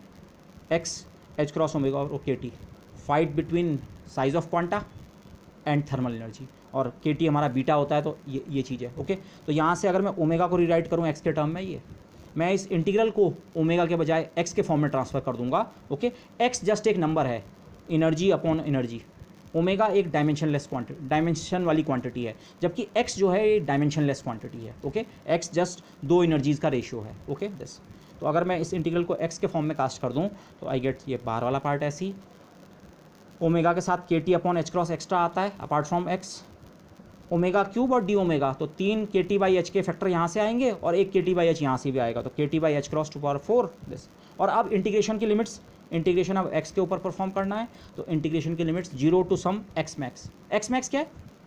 एक्स का रिलेशन ओमेगा से ये है, तो ओमेगा की मैक्सिमम वैल्यू ओमेगा डी है, डिबाई सम डिबाई फ्रीक्वेंसी, सम डिबाई फ्रीक्वेंसी, तो उस डिबाई फ्रीक्वेंसी के करस्पॉन्डिंग जो एक्स की वैल्यू बनती है वो हमारा होगा एक्स मैक्स। तो मुझे बेसिकली ये इंटीग्रेशन परफॉर्म करना है। के और टी और एच क्रॉस कांस्टेंट हैं, बाहर आ गए, तो इंटरनल एनर्जी का मेरा जो एक्सप्रेशन है वो ये। Okay, for a solid 1 mole solid अगर मेरे पास है तो उसकी जो इंटरनल एनर्जी है, टोटल इंटरनल एनर्जी, ये हम टोटल इंटरनल एनर्जी क्यों कंप्यूट कर रहे हैं? CV जो है वो इसी से निकल के आना है। CV basically del U upon del T at constant volume, तो यहाँ से हमारा CV निकल के आएगा। ओके, मैंने एक्स मैक्स अगेन यहाँ पे लिख रखा है, ये जो इंटीग्रेशन की अपर लिमिट है, ये जब ओमेगा अपनी मैक्सिमम वैल्यू पे है तो एच क्रॉस और के टी तो कांस्टेंट हैं, तो एक्स की मैक्सिमम वैल्यू तब बनेगी, और ओमेगा की मैक्सिमम वैल्यू कितनी है? Cut off frequency, Debye frequency, तो ये एक्स मैक्स जो है actually H cross omega D upon K T. लेकिन अब सवाल ये है, ये इंटीग्रल मुझे इवेलुएट करना है, ये सब पता है, ये कांस्टेंट है, एच क्रॉस पता है, वी मोलर वॉल्यूम, मेरे 1 मोल सॉलिड का वॉल्यूम कितना है, वी क्यूब, एक्सपेरिमेंटली मैंने वी क्यूब मेज़र कर लिया होगा उस सब्सटेंस में, जो वेलोसिटी ऑफ वेव्स है, माना दोनों को मैं बराबर मान रहा हूँ, ट्रांसवर्स और लॉन्गिट्यूडल, एक्सपेरिमेंटली मुझे पता है, सेम ये मैंने मेजर कर लिया, के कांस्टेंट, टी टेम्परेचर जिस पे रखा हुआ है, ये इंटीग्रल किसी फंक्शन का, अब ये एक्स कोई वेरिएबल है, इसका ओमेगा और इससे कोई रिलेशन नहीं है, एक्स जैसे एक नंबर है, डायमेंशनलेस नंबर, मुझे ये इंटीग्रेशन करना है, डेफिनेट इंटीग्रल है, स्टार्ट 0 से करना है, लेकिन कहाँ तक करना है? एक्स मैक्स, एक्स मैक्स तब पता लगेगा जब omega D, cut off frequency कितनी है उस सॉलिड के लिए, कट ऑफ फ्रीक्वेंसी कितनी है? एक तरीका तो ये आप सीधे इसे मान लेना भाई कट ऑफ फ्रीक्वेंसी कुछ होती है।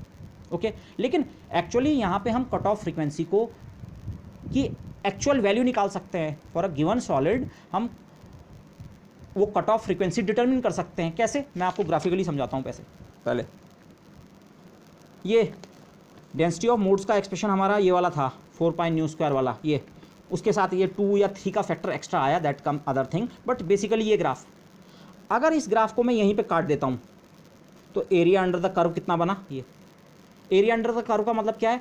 Total number of modes. अगर मैं इसी ग्राफ को यहाँ पे कट करता हूँ थोड़ा आगे, तो एरिया अंडर द कर्व बढ़ रहा है। तो हमें ये पता है हमारे total number of modes 3n not ही होने हैं, वो हम पहले बात कर चुके हैं, total number of normal modes 3n not ही होने हैं। तो मतलब ये लाइन मुझे उस पॉइंट पर ड्रॉ करनी है ताकि एरिया अंडर द कर्व कितना बने? यूनिटी बने। मतलब टोटल नंबर ऑफ मोड्स अगर हम काउंट करें 0 से कट ऑफ फ्रीक्वेंसी तक, तो वो नंबर कितना होना चाहिए? 3n not. तो हम इस आइडिया को यूज़ करके, इस इंफॉर्मेशन को यूज़ करके ओमेगा डी को एक्चुअली कैलकुलेट कर सकते हैं। कैसे? क्योंकि नंबर ऑफ टोटल मोड्स जो हैं वो है 3n नॉट। तो डी एन क्या था? ओमेगा से लेकर ओमेगा प्लस डी ओमेगा तक की स्टैंडिंग वेव्स का नंबर। ये डी एन का एक्सप्रेशन ये था, ये वाला। Okay, D N was this. इसको 3 से मल्टीप्लाई किया, 3 मोड्स हैं, 2 ट्रांसवर्स और 1 लॉन्गिट्यूडनल, तो ओमेगा से लेकर डी ओमेगा तक कुल मिला के इतने मोड्स हैं, 3dn। तो अगर मैं इसे 0 से लेकर, और जहाँ पे हमारी कट ऑफ फ्रीक्वेंसी बन रही है, ये तो ये अब यहाँ पे कि यहाँ पे कि यहाँ पे, कहाँ पे ये लाइन ड्रॉ करूँ ताकि ये एग्जैक्टली 3n नॉट के बराबर बनने?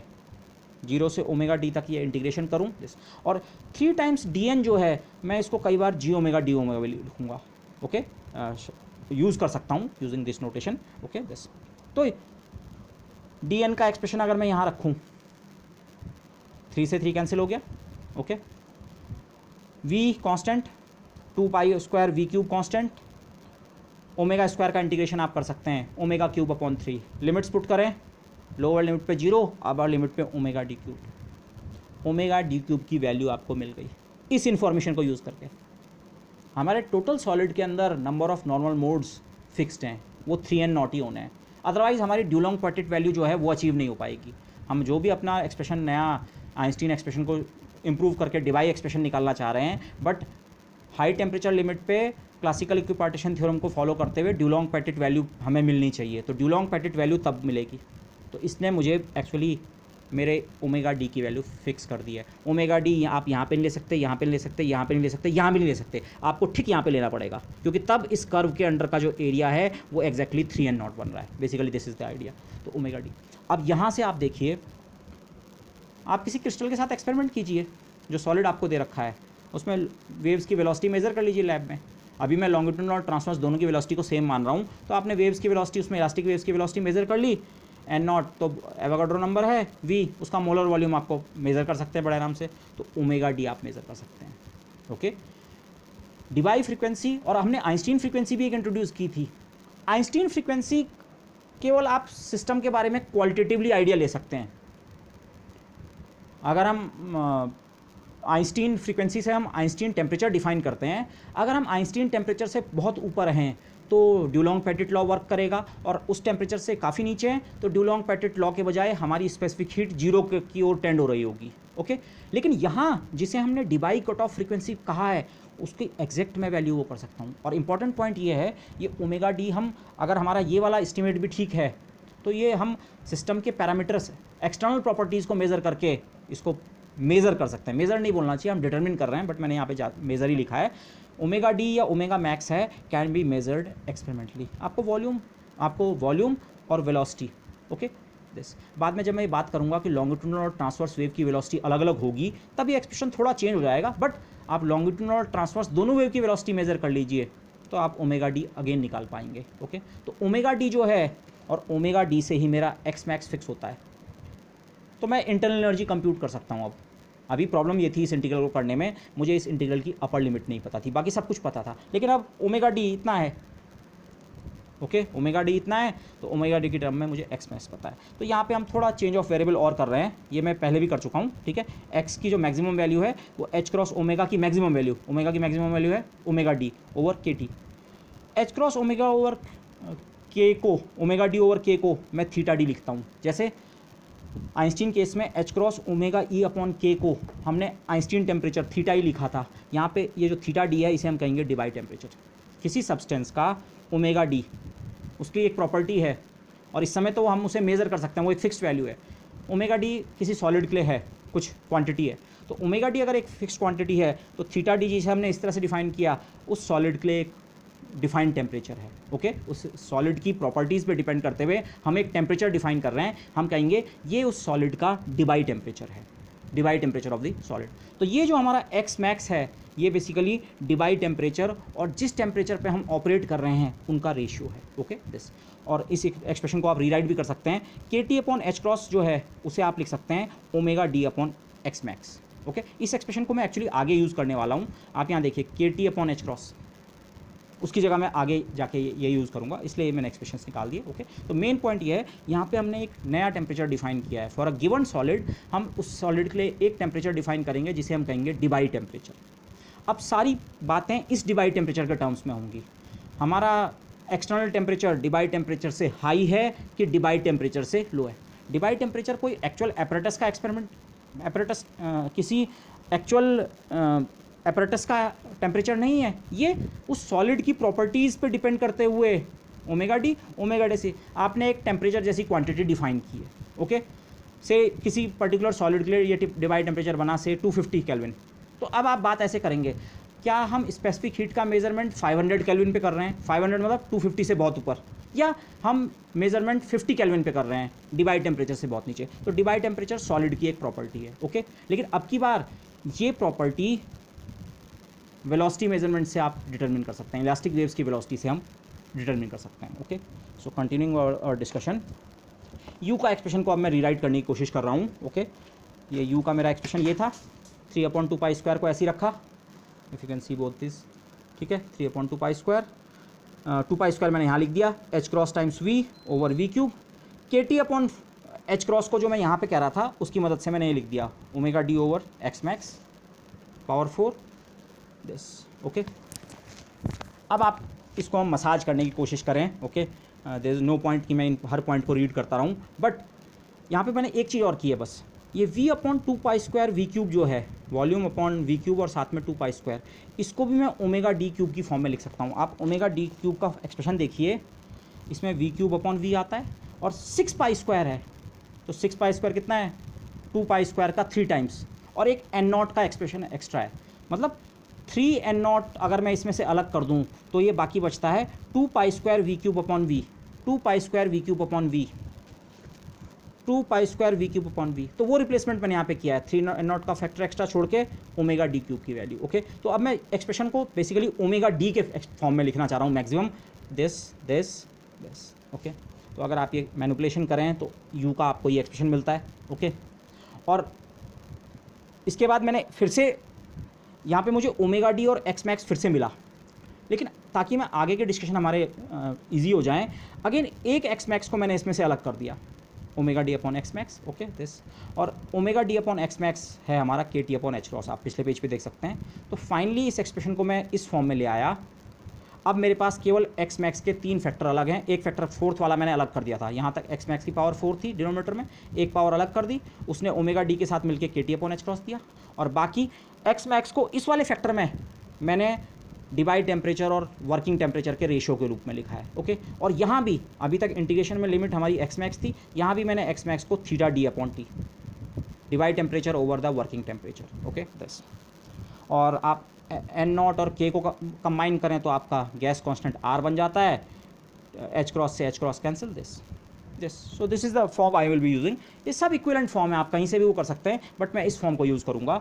लास्ट में मैंने जो सॉलिड क्रिस्टलाइन सब्सटेंस है, डिबाई थ्योरी, और वो भी एक मैंने और सिंप्लीफाइड केस लिया, जब मैंने लॉन्गिट्यूडनल और ट्रांसवर्स दोनों मोड्स की वेलोसिटी सेम ले ली, तो उस पर्टिकुलर केस में कट ऑफ फ्रीक्वेंसी तो सेम ली ही ली, लेकिन साथ में दोनों की वेलोसिटी भी जब मैंने सेम ले ली, तो मेरे पास जो नंबर ऑफ मोड्स हैं, जो इंटरनल एनर्जी का एक्सप्रेशन है, वो इस फॉर्म में आ गया। लेकिन अब हमारा मेन एम वैसे यहाँ पे स्पेसिफिक हीट कैलकुलेशन है, वैसे ये फैक्टर भी इंपॉर्टेंट होता है, okay, this is also important, कई जगह यूज़ होता है, बट स्पेसिफिक हीट की कैलकुलेशन तो मैं नेक्स्ट लेक्चर में करूँगा। अब मैं ये पॉइंट करना चाहता हूँ, अगर मैं लॉन्गिट्यूडनल और ट्रांसवर्स वेव्स की वेलोसिटीज़ डिफरेंट लेता, ओके, अगर मैं वो वेलोसिटीज़ डिफरेंट भी लेता, मेरा u का एक्सप्रेशन यही बनता।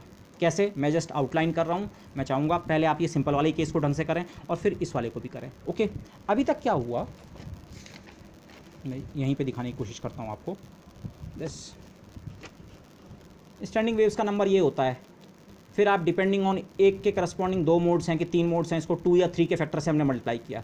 अभी तो मैंने सारे मोड्स की वेलोसिटी एक जैसी ले ली, तीनों के तीनों, 2 ट्रांसवर्स और 1 लॉन्गिट्यूडनल, सबकी वेलोसिटी सेम ले ली, तो मैंने सीधे सीधे इस नंबर को 3 से मल्टीप्लाई किया, 3 टाइम्स ये, ओके। इस एक्सप्रेशन को पहले v के बजाय ओमेगा के फॉर्म में कास्ट किया, और उस इस एक्सप्रेशन को मैंने dn कह दिया, ओके। सिंपल स्टैंडिंग वेव्स, बिना अभी पोलराइजेशन या किसी चीज़ की बात किए, simple number of standing waves omega और D omega plus D omega के बीच। पर से सिचुएशन ये है, ट्रांसवर्स वेव्स की वेलोसिटी अलग है और लॉन्गिट्यूडनल की वेलोसिटी अलग है।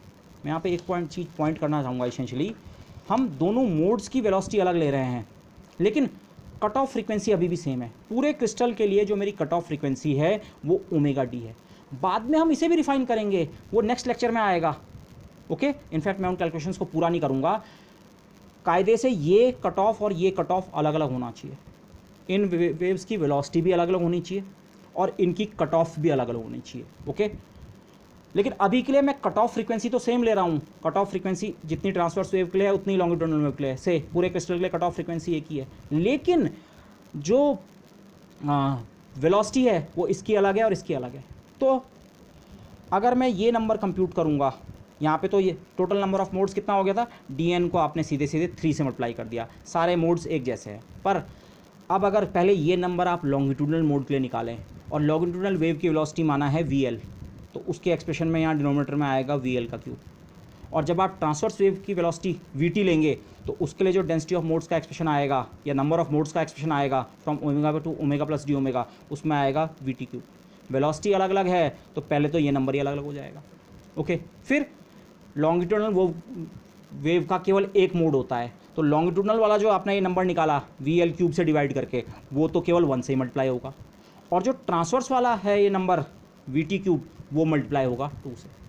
अभी तो आपने सेम वेलोसिटी ली थी और सीधे इसे 3 से मल्टीप्लाई कर दिया था। अब की बार एक में ये v की जगह वी एल क्यूब्ड आएगा और वो फैक्टर होगा 1 से मल्टीप्लाई, एक मोड, और एक के लिए आएगा वी टी क्यूब ट्रांसवर्स वाले की वेलोसिटी, ट्रांसवर्स इलेक्ट्रिक वेव्स की वेलोसिटी, और वो होगा 2 से मल्टीप्लाई। तो जो ये 3dn है, इसकी जगह यहाँ पे जो हमारे पास चेंज होगा इस केस में वो ये होगा।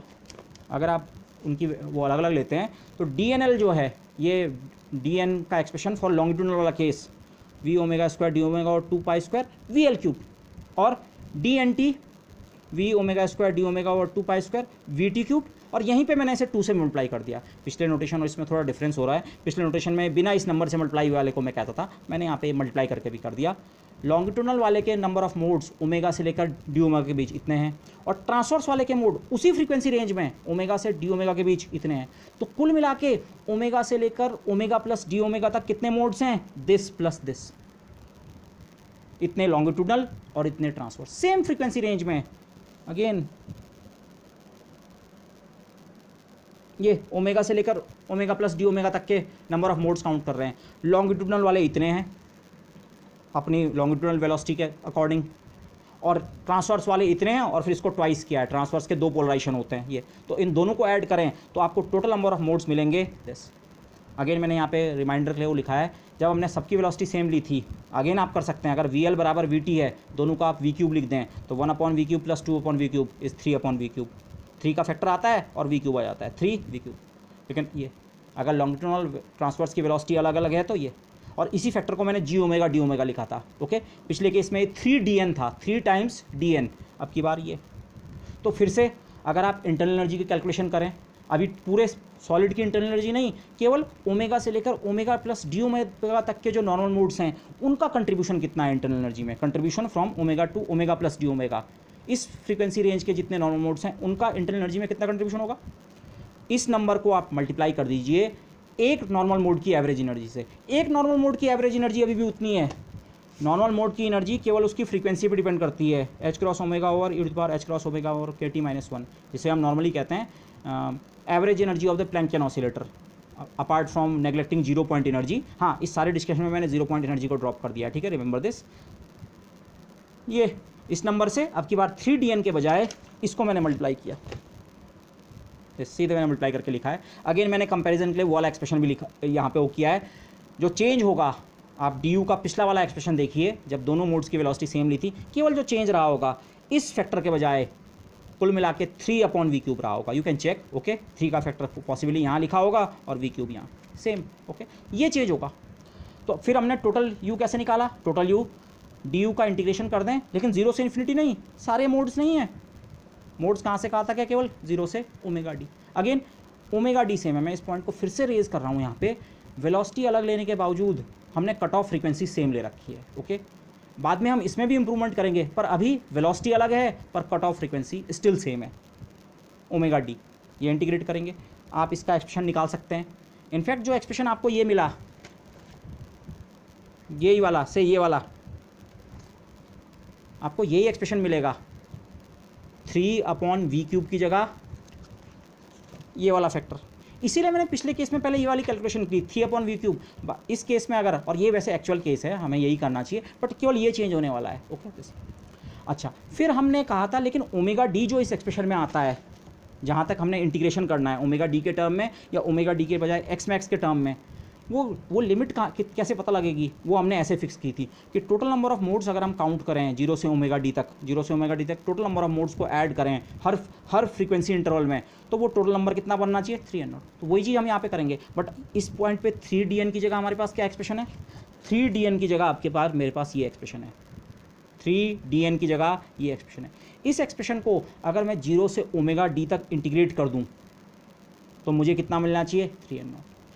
ये कैलकुलेशन भी सिमिलर होगी, यहाँ पे कैलकुलेशन कैसे प्रोसीड की थी, यहाँ भी तो आपको वी क्यूब मिला था, अगर आप वी क्यूब अपॉन 3 के टर्म में सोच रहे हैं, इस एक्सप्रेशन को ऊपर नीचे 3 से मल्टीप्लाई कीजिए, आपको मिला 18 pi square V N nought, इतना अलग, और बाकी V cube by 3, V cube by 3 की जगह इसका इन्वर्स आ जाएगा, ओके, इनफैक्ट वही आपको मिलेगा, तो वो मैंने रिजल्ट शायद डायरेक्ट यहाँ पे कोट किया होगा। ये आप ओमेगा डी क्यूब इस समय कैलकुलेट करेंगे 18 pi square N nought over V. इस एक्सप्रेशन को जबरदस्ती मैंने 18 बनाया, 3 से ऊपर नीचे मल्टीप्लाई करके 18 pi square V N nought अलग और V cube upon 3। V cube upon 3 की जगह जब दो अलग अलग वेलोसिटीज़ हैं, वो ये फैक्टर 1 अपॉन एक लॉन्गिट्यूडनल के करस्पॉन्डिंग का, 2 ट्रांसवर्स के करस्पॉन्डिंग वाला फैक्टर, इसका इन्वर्स। Okay yes. और फिर हमने u के इस एक्सप्रेशन को, जो एक्सप्रेशन अभी तक u का ऐसा था, ये लास्ट में इस फॉर्म में कैसे आया था, आपने जो ये ओमेगा डी की वैल्यू इवैल्यूएट की, ये यहाँ सब्स्टिट्यूट कर दी थी। तो अगेन ओमेगा डी की वैल्यू आप नई वाली यहाँ सब्स्टिट्यूट करेंगे तो आपको सेम एक्सप्रेशन मिलेगा। मैं वो चीज़ नहीं कर रहा हूँ, but you can check it for yourself this. Okay, बस डिफरेंस क्या है, जब हम दोनों वेलोसिटीज़ को अलग अलग कंसिडर कर रहे हैं, और एक्चुअली एक्सपेरिमेंटली दोनों वेलोसिटी अलग होती हैं, तो वेलोसिटीज़ तो हमें अलग लेनी ही चाहिए। सही केस यही वाला है, बट इससे मेरा जो u का एक्सप्रेशन है इस पर कोई फ़र्क नहीं पड़ने वाला। u का एक्सप्रेशन इस फॉर्म में लिखें तब तो फ़र्क पड़ता है v क्यूब, लेकिन उसको अगर मैं इस फॉर्म में लिखूं तो इसमें कहीं भी v या vl या vt नहीं आ रहा है, ये केवल डिबाई टेम्परेचर के टर्म्स में बात हो रही है। लेकिन अब आपको ध्यान रखना पड़ेगा, डिबाई टेम्परेचर रिलेटेड होता है डिबाई फ्रीक्वेंसी से। हाँ, डिबाई फ्रीक्वेंसी का एक्सप्रेशन जरूर चेंज हो गया है। जब सारी वेलोसिटी एक ही आपने मानी थी तब डिबाई फ्रीक्वेंसी का एक्सप्रेशन ये था, लेकिन अगर वेलोसिटीज़ अलग अलग हैं, वीएल और वीटी अलग अलग हैं, तब बस आपका डिबाई फ्रीक्वेंसी का एक्सप्रेशन चेंज हो रहा है। बट डिबाई फ्रीक्वेंसी जो भी है जिस सिस्टम की, उसके टर्म में अगर आप यू का एक्सप्रेशन लिखें तो ये बन रहा है। ओके, तो finally please do this much calculation, क्योंकि आगे हम इसको यूज़ करके अब इस सिस्टम की स्पेसिफिक हीट निकालने वाले हैं। Okay, that I will do in the next lecture. और यहाँ पे मैंने रिमाइंडर के लिए अगेन जो चीज़ें कंपैरिजन करके लिखी हैं उसको मैंने कंपेयर करके लिखा होगा। इस एक्सप्रेशन के बजाय जब दोनों वेलोसिटी सेम थी, v/2 पाई स्क्वायर, इस फैक्टर की जगह 3/v क्यूब, और बाकी ये फैक्टर इतना ही ओमेगा डी क्यूब ओवर 3 बराबर 3n0। या इस एक्सप्रेशन के बजाय 18 pi square n0 upon V, वो एक्सप्रेशन वैसे इस फॉर्म में लिखा है, पर इसको 3 से ऊपर नीचे मल्टीप्लाई करें तो वो इस फॉर्म में आ जाता है। ओके, और इस फॉर्म से कंपेयर करने के लिए मैंने v क्यूब अपॉन 3 को ओरिजिनल एक्सप्रेशन में इन्वर्ट करके लिखा, 3/v क्यूब का इन्वर्स। तो अब आप इसको और इसको कंपेयर करें। हाँ, 18 pi square n0 over V, 18 pi square n0 upon V. जब सारी वेलोसिटी एक ही थी, 3/v क्यूब का इन्वर्स। यहाँ दो अलग अलग फैक्टर हैं, एक 1/vl क्यूब का प्लस 2/vt क्यूब, इसका inverse. So you can see the parallel. But तो हुआ क्या चेंज लास्ट में, अगर सेम वेलोसिटी भी ली, अभी आज मैंने जो केस डिस्कस किए हैं, वेव्स तो ट्रांसवर्स लॉन्गिट्यूडनल, ट्रांसवर्स के 2 मोड, लॉन्गिट्यूडनल का एक। सबसे पहले तो मैंने ये वाला केस डिस्कस किया, कट ऑफ फ्रीक्वेंसी एक ही है, वेलोसिटी भी एक ही है। फिर मैंने इसे कहा इम्प्रूव कर सकते हैं, ट्रांसवर्स के 2 मोड, लॉन्गिट्यूडनल का एक mode, cut off frequency still same है, लेकिन वेलोसिटी अलग अलग है। वेलोसिटी ट्रांसवर्स की अलग है, लॉन्गिट्यूडनल की अलग है। इससे फ़र्क क्या पड़ा, यू के एक्सप्रेशन को आप इस फॉर्म में लिख के लाएं तो इस फॉर्म में कोई फ़र्क नहीं आता है। बट आपको देखना है वो फ़र्क एक्चुअली कहाँ लाई कर रहा है। अंतर तो होगा, अंतर कहाँ लाई कर रहा है, ओमेगा डी की वैल्यू में। कट ऑफ फ्रीक्वेंसी जो मटेरियल के लिए इस्टेब्लिश होती है, इतने पे इस्टेब्लिश होती है, ना कि 3/v क्यूब पे। इस बाकी फैक्टर इतना ही 3/v क्यूब ना होके इस वैल्यू पे इस्टेब्लिश होती है। लेकिन ये जो फैक्टर है u, जब हम उसे t और थीटा डी के टर्म में लिखते हैं, डिवाइड टेम्परेचर के टर्म के रेशियो के टर्म में, उस पर कोई फ़र्क नहीं पड़ता है। तो u का एक्सप्रेशन। ओके, और लास्ट में मैं एक केस और डिस्कस करूंगा, उस पर मैं ज़्यादा कैलकुलेशंस नहीं करूंगा। इन प्रिंसिपल अगर आप इनकी वेलोसिटी अलग ले रहे हैं तो एक्चुअली इनकी कट ऑफ फ्रीक्वेंसी भी अलग अलग होनी चाहिए। ओके, ओमेगा डिबाई ट्रांसवर्स के लिए अलग होना चाहिए और ओमेगा डिबाई लॉन्गिट्यूडनल के लिए अलग होना चाहिए। ओके, बट उस केस को मैं ज़्यादा उसके मैथमेटिक्स नहीं करूँगा, क्योंकि वो हमें बहुत ज़्यादा कुछ ऐसा इंसाइट नहीं देगा। डिबाई थ्योरी से हम मेन जो चीज़ निकाल के लाना चाह रहे हैं वो ये है कि CV की जो डिपेंडेंस है वो T क्यूब के प्रोपोर्शनल होती है। लो टेम्परेचर्स पे स्पेसिफिक हीट, हाई टेम्परेचर पे ड्यूलॉन्ग पेटिट वैल्यू, फिर डिक्रीज़ होता है, और very close to absolute zero जो स्पेसिफिक हीट का बिहेवियर होता है वो T क्यूब के प्रोपोर्शनल होता है। तो वो हमारा यहाँ से शो हो जाएगा, इससे या इससे किसी वैसे भी आप समझें, u के इस एक्सप्रेशन से हमारा काम चल जाएगा। So in the next lecture I will use this expression for of u to try to find that thing. Okay, so with that I would like to end this lecture. So thank you everybody.